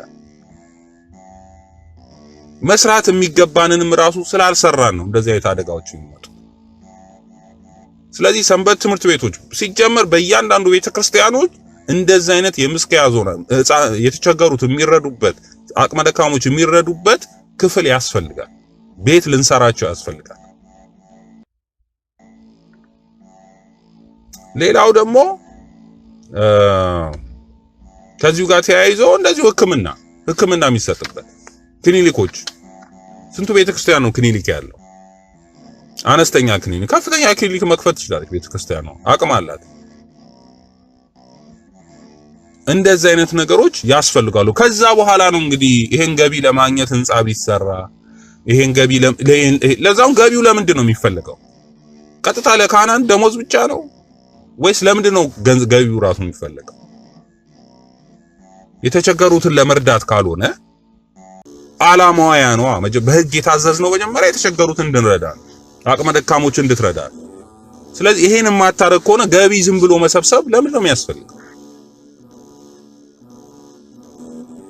ሰሞኑን ያየ በትልልቅ ፕሮጀክት ይዙና ይሄኛው ፕሮጀክት በቃ ይሄ ቢሰራ ስንት ሚሊዮን የሚያወጣ ስንት የተቸገረ ሰው ይያለ የሚበላው ያጣ ሰው ይያለ የሚለብሰው ያጣው ይያለ አቅሙን አእምሮን ስቶ በየሜዳው የወደቀው ህዝብ ይያለ በስንት ሚሊዮን በቢሊዮን ፕሮጀክት ያመጣል አሁን እንጦጦ ላይ ዩኒቨርሲቲ እንሰራለን ይሄን ያክል ቢሊዮን የሚያወጣ ምንድነው እኛ ስለ ዓለማዊ ትምህርት እሱ ሁለተኛ እሱ ቅድሚያ ነው የሚያስፈልገው የትኛው ነው መቅደም ያለበት መጀመሪያ ደሃዎቹ መሰብሰብ ነው ቤተክርስቲያን የሚያስፈልጋት መንግስት አላለን ታክስ የሚቀበል ትምህርት ቤት ይክፈት ዩኒቨርሲቲ ይክፈት ምን ቤት ነን እኛ ቅድሚያ የወደቁን ደሃዎች ችግረኞች ለምን ነው መርዳት ማንችለው ምንድነው እንደዚህ አይነት ትልልቅ ፕሮጀክቶች የሚያስፈልጉበት ምክንያት ማን ነው እንዲህ ህግ አለ ፍትሐ ነገሥት ላይ ያዛል መጀመሪያ ፍትሐ ነገሥት ላይ ሃይማኖታችን ህግ ላይ ያለው ለምንድነው በተግባር የማይፈጽሙ ለዚህ ነው በዚህ ህግ ነበር ምን ሞግታቸው ህጉ ተግባራዊ ቢሆን ኖሮ ፍርድ ቤቶች ቢኖሩ ኖሮ በእያንዳንዱ ስራቸውን እየሞገትን ህዝቡም እየተነሳ ጥያቄ ሲኖረው መጠየቅ ይችላል መክሰስ ይችላል ለዚህም ለተለያዩ ነገሮች ነው ይሄ ህግ የሚያስፈልገን ፍርድ ቤቶቹም የሚያስፈልገን ምዕመናንም መንከራተት ያስፈልጋቸው ባለፈው በኪዳነ ምሕረት ቤተክርስቲያን አይታችኋል የሆነው ሳሊተ ምሕረት ቤተክርስቲያን ፓትርያርኩ ምዕመናንን ከሰሷቸው የት ነው የከሰሷቸው ዓለማዊ ፍርድ ቤት በጣም የሚያሳዝን ነገር ማን ነው ከሳሽ ፓትርያርክ የት ከሰሷቸው ዓለማዊ ፍርድ ቤት ፍትሐ ነገሥት ፍርድ ቤት ቢኖረን ኖሮ ይሄ ሁሉ ነገር አይፈጠርም ለጠበቃ ለዛም ከ100,000 ብር በላይ ነው ምናምን አወጡ ነው የተባለው ይሄ እንዲከስ ምን አገባው ጠበቃ እኮ የማይሆንልህን ክስ እኮ አምጥቶ መክሰስ ይችላል ከእንደገና ፍትሐ ብሔር በምንድን ነው የሚከሳቸው ምን ያውቃል ስለ ህጉ ስለ ቤተክርስቲያን አስተዳደር አነው ቃለ ዓዋዲ ሲወጣ በ1965 ነው የወጣው በ1965 ሲወጣ በነጋሪት ጋዜጣ ወጥቷል ግን ቃለ ዓዋዲውን በስነ ስርዓት የሚያቅዳኛም ያለም አይመስለኝ ዳኛው እምቢ ነው ያለው ራሱ አንቀበልም ብሎ ነው የላከው ምክንያቱም በምንድን ነው የሚፈርዱ እነዚህ ዳኞች እነሱም እንኳን አይፈረድባቸው የቤተ ክርስቲያኗ ህግ ያለው ፍትሐ ነገሥቱ ላይ ነው ምዕመና ቃለ ዓዋዲው ላይ ነው ይሄን ሊተረጉም የሚችል ዳኛ ያስፈልገናል ለራሳችን ፍርድ ቤት የሚያስፈልገን ለዛ ነው የራሳችን ፍርድ ቤት ቢኖሩ እሳቸው ወደዛ መክሰስ ይችላሉ ያ ፍትሐ መንፈሳዊው በሚፈርደው ፍርድ መሄድ ይቻላል እሳቸው መክሰስ ከፈለጉ ወደዛ ወደኛው ምዕመናንን መክሰስ ቢፈልጉ ይሄ አስተዳዳሪ የሾማችሁልን እንዲያርጎናል ብለው መክሰስ የሚፈልጉ ለፍትህ መንፈሳዊ ፍርድ ቤት ሄደው ይጠይቃሉ፣ አቤት ይላሉ። በዛ መሰረት ይዳኛል፣ ችግሮች ይፈታሉ። ስለዚህ ያለ ህግ መኖር አንችልም። አንድ ይሄን የሚያክል ከ50 ሚሊዮን በላይ ምዕመናን ያሉት ቤተክርስቲያን ተከታይ ያሉት ቤተክርስቲያን ያለ ህግ እንዴት ነው የሚኖረው? በዚህ ወቅት እኮ ምናልባት ተከታዮቹ በጣም ትንሾች ነበሩ ይሄን ህግ ሲያወጡ። በ19 ይሄን ያክል 50 ሚሊዮን ህዝብ አልነበረም። 50 ሚሊዮን ህዝብ ያለ ህግ እንዴት ይኖራል? በአንድ እንትን ውስጥ ያለ ህግ። ስለዚህ ከዛ በፊት ይሄ ህግ መንፈሳዊ ፍርድ ቤት የራሳችን ያስፈልገናል። ህጎቹን የምታዩት ነው ምን ያክል ቤተክርስቲያንን ሊያጸና የሚችል ክርስቲያኖችን በአንድ ላይ ሊቆም የሚችል የተቸገረም አይኖርም ነበር እኮ ይሄ ህግ በተግባር ቢሆን። ክርስቶስም ዓላማው እግዚአብሔርም ዓላማው የተቸገረ እንዲኖር አይደለም፣ የተቸገረ እንዳይኖር ነው። ተረዳዱ ያለው ያም በተግባራዊ እናውለው ነበር። ስለዚህ ብዙዎቻችን መጽደቅ ማለት ምን ማለት እንደሆነ ግራ ገብቶናል። ምክንያቱም ሁሌ ጻድቃኖች ናችሁ ይላሉ መድረክ ላይ ስንሄድ። ቢያንስ የሚያነሱት ነገር የሃይማኖት ክርክር ብቻ ነው። ይሄ ያመልዳል አታመልድም ነው። በእፍረት ነው ለኢትዮጵያ ስንት ከመጀመሪያው ክርስቲያን ሀገር የሆነች ሀገር ከእንደገና ወደ ኋላ ተመለሰን ስለ ሃይማኖት ክርክር ማንሳት ለኢትዮጵያዊ እፍረት ነው። ታሪክ ማንሳት ነውር ነው። መጽሐፍ ቅዱስን ለዓለም የሰጠች እስራኤላውያን ራስ ጠፍቶባቸው ነበር። በባቢሎን ዘመን እኮ እስራኤላውያን የላቸውም ነበር። መጽሐፍ ንብረቶቻቸው እንዳለ ተዘርፏል። መጽሐፍ ቅዱሳቸው የለም። እነሱ ነው በኋላ የጻፉት ለኢትዮጵያዊ ንጉስ ልከው ከእንደገና መጽሐፍት እንዲጻፍላቸው ለአይሹር የሚባል የዛኔ ነገስት ንጉሱ ማለት ነው ልከውለት ነው። እኛ አባቶቻችን መጽሐፍ በሰለሞን ዘመን ወደ እናንተ ጋር መጽሐፍቶች እንደመጡ እናውቃለን። ስለዚህ እነዛ የጠፉብን መጽሐፍቶች እስቲ ላኩልን ብለው ከእንደገና ነው ዘሩባቤል በነገሰ ጊዜ ልኮ ደብዳቤ ወደ አይሹር የሚባለው ኢትዮጵያዊ ንጉስ ላይ አጽፎ መልሶ ይላከላቸው። ከዛ በኋላ ተረፈ ዳንኤልና የተለያዩትን የነቢያት ደግሞ መጽሐፍ ከእንደገና እሱም ጽፈው ሊቃውንቱ ሄደው ጽፈው ከእንደገና ተመልሰው መጥተው አስቀሩ። ስለዚህ መጽሐፍ ቅዱስን እንዲቆይ ሪዘርቭ አድርገው ያቆዩት እስራኤላውያን ሳይሆኑ ኢትዮጵያውያን ናቸው። ይሄ ለዓለም ከ400 ቋንቋ በላይ የተጻፈ መጽሐፍ ቅዱስ ሪዘርቭ አድርገው ያቆዩ ክርስቲያን ሀገር መልሳችሁ ከእንደገና እንደ አዲስ ኢየሱስ ማን ነው ምናምን በጣም የሚያሳፍር ነው። እዛ ክርክር ውስጥ መግባት የማይገባንም ነበር። ያን ግን ያመጣው ብዙ ጊዜ ደጋግሜም ነው ምንፍቅና የሚመጣው ክህደት የሚመጣው ምግባር ከማጣት ነው፣ ሃይማኖት ከማጣት ነው፣ ስራ በማጣት ነው። ብዙ ጊዜ ሃይማኖት የሚካደው ሌላ ፍልስፍና የሚመጣው ምግባር ስለሌለ ነው። እናቶቻችን እኮ ምንም አያውቁም እኮ ስለ መጽሐፍ ቅዱስ። እዚህ ጋር ብትጠቅሱ ግን ምን ነበራቸው? ምግባር ነበራቸው። የተራበ ያበሉ ነበር፣ የተጠማ ያጠጡ ነበር። ስደተኛ ሲመጣ አልጋቸውን ወርደው ይቀበሉ ነበር፣ ያስተኙ ነበር። ቤቴ እግዚአብሔር ነው ይሉ ነበር። ቤቴ እግዚአብሔር ነው ማለት ቤቱ ያንተ ነው በስም ሆኗል ማለት አይደለም። ያንተ ቤት የኔ ቤት ነው፣ ትተናገዳለህ፣ ተኛበት፣ እደርበት፣ ብላበት፣ ጠጣበት ብለው ለእንግዳው ይሰጣሉ። ዛሬ መሬት የማን ነው? እንኳን ቤት አይደለም መሬት ከፍለናል። የእግዚአብሔር የሆነው እግዚአብሔር በተፈጥሮ የፈጠረውን መሬት እኛ አንድ ነገር ሳናወጣ ከእግዚአብሔር ጋር ጎን ሆነን ያልፈጠርነው መሬት የኛ ነው እንላለን። መሬት ያኦሮሞ ነው፣ መሬት ያማራ ነው አይደለም። መሬት አይደለም፣ መሬት የእግዚአብሔር ነው ማለት አቅቶናል። ድሮ ሰዎች ቤታቸውን እንኳን ሳይቀር ራሳቸው ማገር አቁመው ጭቃ ለጥፈው ጣሪያ ሰርተው የሰሩትን ቤት የእግዚአብሔር ነው ይሉ ነበር። ዛሬ እኛ ያሰራነውን አንድ ድንጋይ ያለው የኛ ነው እንላለን። በጣም የሚያሳዝን ነው። የእግዚአብሔር ነው። ይሄ ማለት እነሱ ርስት አላቸው፣ መሬት አላቸው፣ እርሻ አላቸው። ግን እርሻውን ውሰደው እያሉ አይደለም፣ የነሱ ነው። ግን መሬት ግን የእግዚአብሔር ነው፣ እግዚአብሔር ነው የሰጠን ይሄን መሬት ብለው ነው የሚያምኑ ሰዎች። በዚህ መሬት በቤታችን መተው ተስተናግደው በልተው ጠጥተው መሄድ ይገባቸዋል፣ ማረፍ ይገባቸዋል። ቤት የእግዚአብሔር ነው ማለት ይሄ ነው። ዛሬ የኔ ነው ውጣ፣ የኔ ነው መሬቱ። ከየት መጣ? እምነት ከማጣት ምግባር ካለመኖር። ይሄ ነው ምልክቱ። ቤት መሬትም የእግዚአብሔር ነው። ምንም አላረግነውም። አንድም መሬት የሰራ እኔ ይሄን ተራራ ተክያለሁ ይሄን ውሃ አፍልቅ ያለው የሚል ሰው የለም። እግዚአብሔር ነው የፈጠረው ሁሉንም። በዛ እንድኖር እግዚአብሔር ፈቅዶልናል። የኔ ነው ምንል ከሆነ ሌላ ሰው አምጥቶ እኛንም ያጸዳናል ካስፈለገ።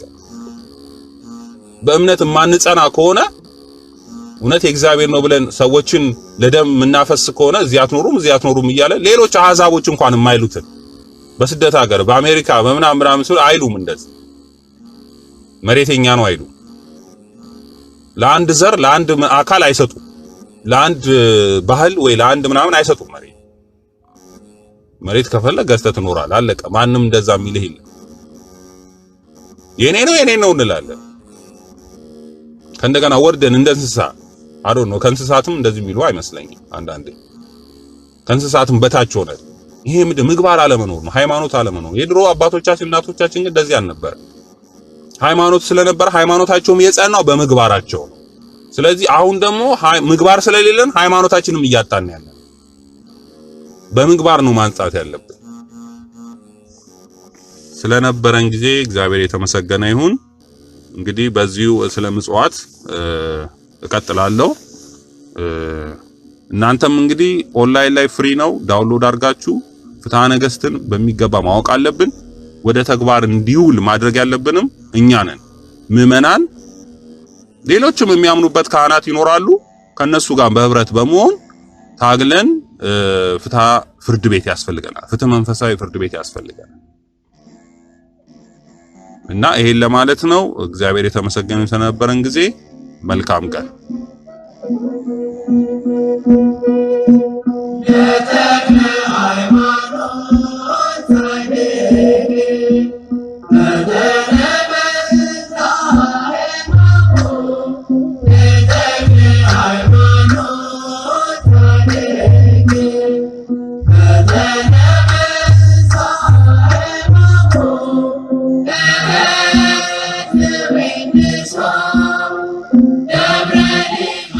ይቅርታ አሁን ያነበብኩት ሚኒሊክ አዲስ አበባ ተመልሼ ገብቻለሁ። ብዙ ጊዜ እንዳልኳችሁ ጎንበስ ብዬ ቀና ብዬ ነው የማወራው ሐሳቡ እንዳይጠፋብኝና የተከሰሰው ዓለማዊ ሰው ነው። ዓለማዊ ሰው ጋር ፍትሐ ነገሥት አይሰራም።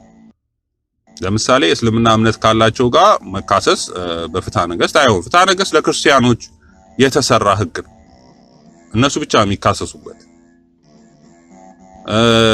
አቡነ ማቲያስን ብለኝ እንኳን አቡነ ማቲያስ ምዕመናንን የከሰሱት የቤተ ክርስቲያን ሰዎች በተለይ አስተዳደሩ ይዘርፋሉ፣ እንደዚህ ብዙ በደል ያደርሱብናል ስለሆኑም ዘራፊ ስለሆኑ እንደዚህን ሰዎች ምዕመናኑ አንፈልግም ብሎ ስላባረራቸው እነሱን ነው የከሰሷቸው። ምዕመናንን ነው የከሰሱት። ከሌሎቹ ጋርማ በሌላ ህግ ነው እንካሰሰው። እንዳልኳችሁ ፍትሐ ብሔር የሚባለው ለሁሉም የሚሰራ ነው እንጂ ለተለየ አካል የሚሰራ አይደለም። የመጣውም ከፈረንሳይ እንትን ነው ተተርጉሞ የመጣው። ስለዚህ ለሁሉም ህዝብ የሚሰራ ነው። ኦኬ ያስፈልጋል። ግን ምዕመናን ደግሞ ክርስቲያኖች ራሳቸው የምንዳኝበት ህግ ያስፈልጋል። ይሄ ክፍተት እኮ ነው አሁን እየፈጠረ ያለው ቤተክርስቲያን ላይ ትልቅ ችግር እየፈጠረ ያለው። ለዚህ ነው ጳጳሳቱ በፍትሐ ፍርድ ቤት ቢኖር ኖሮ በዛ መከሰስም በማንኛውም ጉዳይ ይኖር ነበረ። ግን እሳቸው ምዕመናንን የከሰሱት በዓለማዊ ፍርድ ቤት ነው። ይሄ የማይሆን ነገር ነው።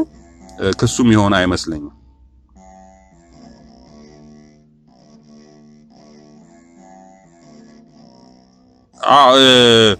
ልክ ነው። አንድ ጋዜጠኛም ከሰው ነበር። ይሄ ሰው ጋዜጠኛ ሆኖ እምነት የሌለው ሰው ከሆነ እሳቸው አይደለም ለዛ መክሰስ ያለባቸው። ቤተክርስቲያኗን ራሷ የህግ ክፍል አላት። በዛ አማካኝነት መክሰስ ትችላለች። ቤተክርስቲያኗ እንደ ቤተክርስቲያን የህግ ክፍል ስላላት በዛ አማካኝነት ያን ግለሰብ ወይ ያ ጋዜጠኛ ወይ ምናምን ስሜን አጥፍቷል ካሉ እሳቸው አንድ አካል ስለሆኑ መክሰስ ትችላለች። በፍትሐ ብሔር አማካኝነት ካለ ህጉ ካለ መክሰስ ይችላሉ። ይሄ የቤተክርስቲያኗን ስም ማጥፋት ከሆነ ማለት ነው። እሳቸውም አይደሉም ራሱ የህግ ክፍል አለ መክሰስ ይችላል። አንደኛ ቃለ ዓዋዲ ያስፈለገበት ምክንያት ይለው በ1965 ሲወጣ ህጉ ላይ ጳጳሳት እነዚህ መንፈሳዊ የሆኑ ሰዎች መክሰስና መካሰስ እንዳይኖርባቸው ነው ይላል እዛ ላይ የሚለው እኛ መንፈሳውያን ስለሆንን መንፈሳውያን የሆነ ሰው በየፍርድ ቤቱ እየሄደ መካሰስ የለበትም እንዳይኖርበት ነው። ምክንያቱም ብፁዓን ናቸው እነሱ። በተረፈ ግን በማንነታቸው አሁን እሳቸው መስደብ ቤተክርስቲያኗ እንደመስደብ ነው እና በዛ ደረጃ ቤተክርስቲያኗ የምትከሰው የህግ ክፍል አላት፣ እዛ መክሰስ ይችላል። እሳቸው መክሰስም የለባቸው። በግላቸው ከሆነ ግን ያ እንትን የሚደርስባቸው ምንም ሊፈሩም አይገባም። ክርስቶስ እንኳን መሰደብ አይደለም ተገርፏል፣ ተሰቅሏል። ግላቸው ላይ ምንም ባላደረጉት ነገር እየደረሰባቸው ከሆነ እንትን ማለት ይችላሉ። ግን ያ ቤተክርስቲያኗን የሚጎዳ ከሆነ ብሎ ካመነ የህግ ክፍሉ መክሰስ ይችላል። እያልኩ ያለሁት ግን ይሄ ስለ ፍትህ መንፈሳዊ ማውራው በእኛ በክርስቲያኖች መካከል ያለውን ችግሮች እየተፈጠረውን ያለ ነገር ክፍተት የሚሞላ ነው ያለብን ችግር። ዋናው ችግር ይሄ ነው። ይሄ ህግ ስለተቀማን ነው ዛሬ ለዚህ ሁሉ ችግር የደረሰብን እና ይሄ ነው መልሴ። እግዚአብሔር ይስጥልኝ። ሃሌሉያ